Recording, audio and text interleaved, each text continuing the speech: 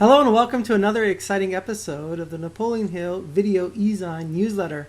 My name is Ray Stendall and I'm joined with Judy Williamson from the Napoleon Hill Foundation, and together we're going to have a great discussion all about the convention that we just got back from, but also share some pearls of wisdom from J.B. Hill, who shared some really great ideas at the convention. Judy, how are you doing? I'm doing fine, and it's good to see you again, Ray. We've been offline for a little while, and it's good to be back and to share some of our ideas with our readers and our listeners and our watchers. So we're here today to talk about the 2012 Napoleon Hill International Convention, which was the third convention that was hosted by Christina Chia in Kuala Lumpur, Malaysia. And in honor of talking about the convention, I'm wearing my convention shirt that I proudly was given as part of one of the activities that we did there as we went on and off the bus all through Kuala Lumpur. And I guess as we're going to talk about the convention, why don't we start with what were some of the key aspects for you that made going to Kuala Lumpur, Malaysia, and this convention specifically the most had an impact on you? What were some of those aspects? Well, Ray, it's different for me because I've attended several of these, and I kind of look for different things than I think the average person would be looking for. But one of the highlights for me was seeing the play, Napoleon Hill, the musical, produced again. I've been involved with that theatrical production for several years under two separate directors. And it's interesting to watch both versions. But J.D. Menon, who was the current director and writer of the script, did a very, very good job, a yeoman's job. I mean, he really put out the effort in that play. And I would love to see some footage from the scenes in that play, as well as hear some of the songs again, because I think they were memorable. And even though we weren't able to go every single night of the production, we did attend 3 times. And it plays over in my memory, and I really enjoyed that portion of the convention. So I want to thank J.D. Menon and Christina Chia for making that possible, because I think that'll stay in people's minds for a long time. What about you? What was a highlight for you? Well, I also really enjoyed the musical. I think that it was really interesting to see how the story of Napoleon Hill's life was put in the form of a musical, and all the lessons that were communicated through song and dance. It was really great. In addition to that, I really enjoyed a lot of the masterminding and a lot of the conversations that I had as we were both at the convention and on the bus traveling to different parts of the country. I had really great conversations with so many people that have led to new ideas of moving different projects forward and figuring out ways in which we can collaborate together. So I think the masterminding was really great. I also really enjoyed connecting with the people of Malaysia and all the people who attended the conference, who were in the audience and enjoyed what we had to talk about and got some clear learnings out of it for them to move forward in their life and their businesses. So I thought that was very fulfilling and very enjoyable.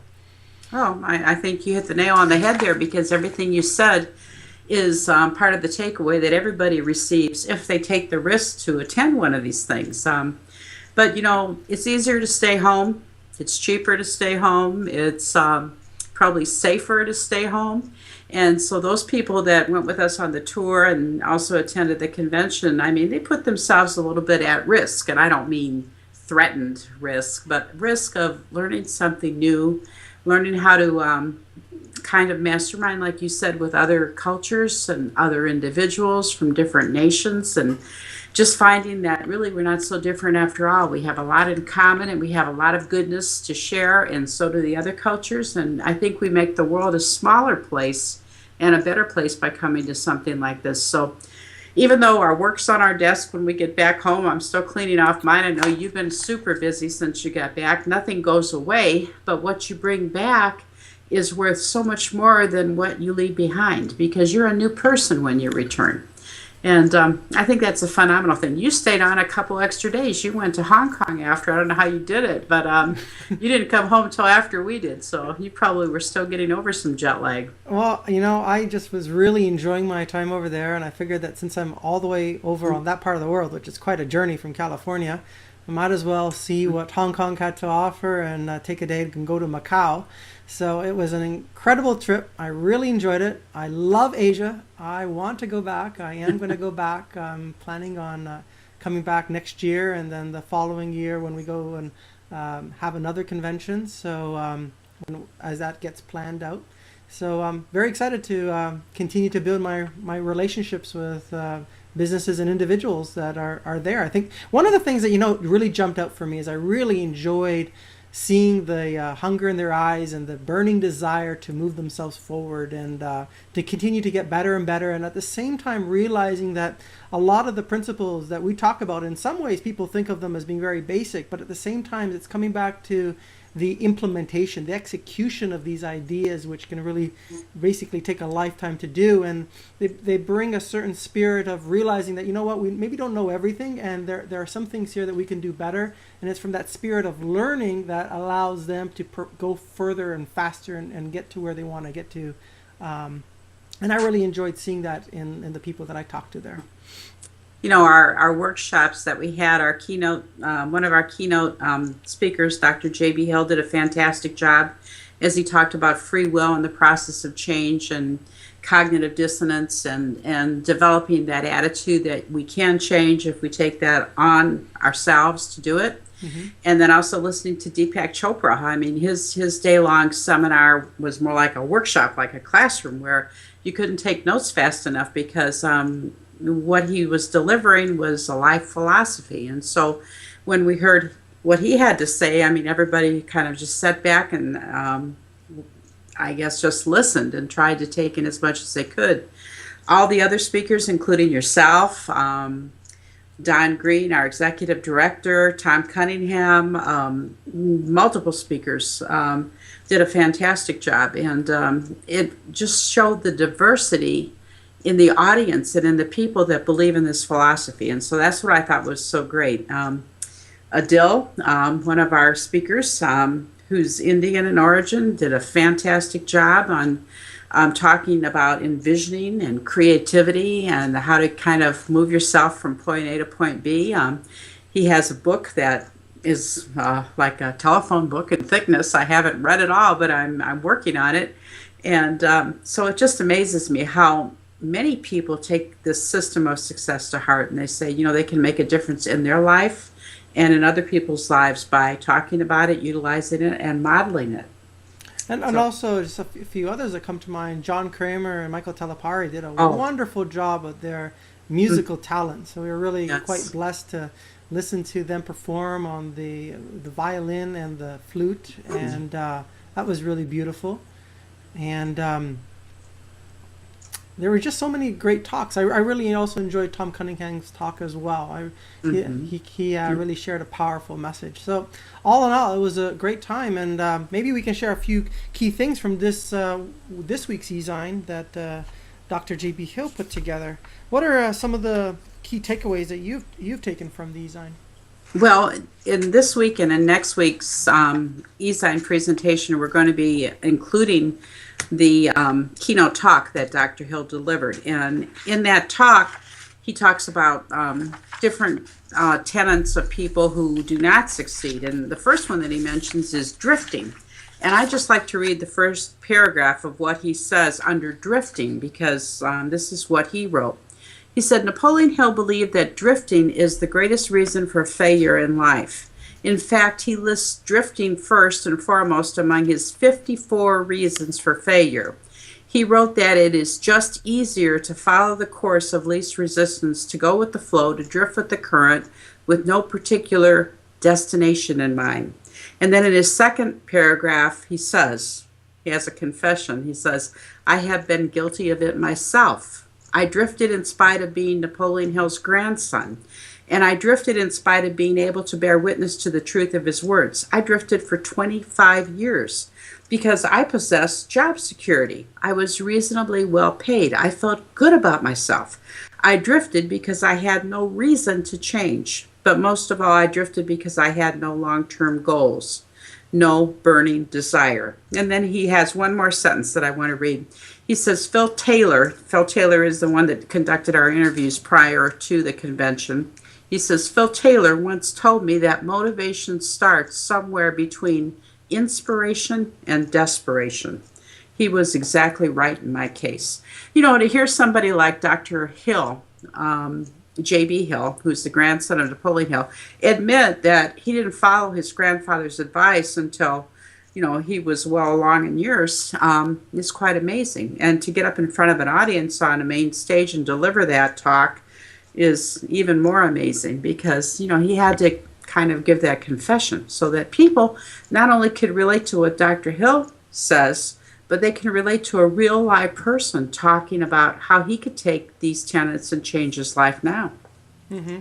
I think that's significant. It is. It is. I found his speech to be wonderful. And as we think about the topic of drifting, I think a lot of times it comes back to the idea of being too comfortable and operating within a comfort zone and being fearful of the unknown, because that's why you don't move forward, because you're not exactly sure how it's all going to work out, and you're fearful that the future case will be worse off than your current case, and therefore you rather stay with what you know, and hence you drift. So isn't that true? And no matter how old we are, it's true. I mean, we can be a young person and still be afraid, and we can be an older person and still be afraid. But in the end, the result's going to be what risk we take. That's going to determine the quality of our life.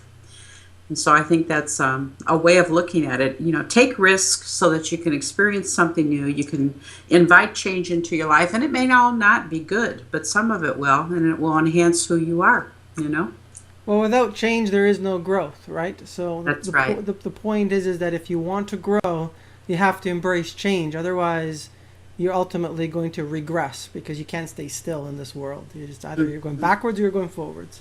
So I think that's an important thing for our audience to keep in mind. There's things in your life right now, whether it's with your relationships, with your health, with your job, with your career, with your business, some aspect of your life that you know is time for a change. And you're scared and you're fearful and you're not sure how it's going to work out. Well, maybe we can take some of the ideas from this e-zine as you read through it, and also in next week's e-zine, and see what could happen if you really would follow your heart, follow your purpose, and move forward in the direction that you know is where you need to go to get to a better place. And imagine the payoff, the benefits of taking that calculated risk. It's a risk that is calculated to get you to where you want to go. I think you're absolutely right, and I think it's perfect advice. And that's why we encourage everybody, not only people that are strongly our followers, but newcomers too, to take the risk, read a little more, do a little more, watch a little more, listen a little more, and then before you know it, you'll want to come to one of our seminars too, and you'll learn a great deal, and it will in fact change your life. Judy, why don't you tell them a little bit about the leader certification that's coming up? Well, I think they probably watched you online on our website. You know, you did a fantastic job with talking about the leader certification, and we always do the preparation for the leader certification in advance. And this year, in October, at the end of October, October 28th through November 5th, we're putting together probably the best ever leader certification in Northern Ireland. And I say that because when I returned from Malaysia, I was home 2 days, and I turned around and went to Ireland on a site inspection. And the people that I met and the places that I visited, you know, I think of Charlie Jones when he talks about, you know, the books that you read and the people that you meet are what's going to be to change your life. And I agree with him because I met some phenomenal people, and I have never had the opportunity to work with a group that was so intent on working with us. And so from the Tourist Bureau in Northern Ireland, in Enniskillen, to the manager of the estate that we'll be staying at, Belle-Isle, to the owner of the estate, who's the Duke of Abercorn, to Pat Andrietta, who's our tour agent, to Cheryl Gatto, who's the regional rep for Scepter Tours, to a phenomenal group of people who have come together to make this a totally unbelievable experience. You just have to come to see what it's like.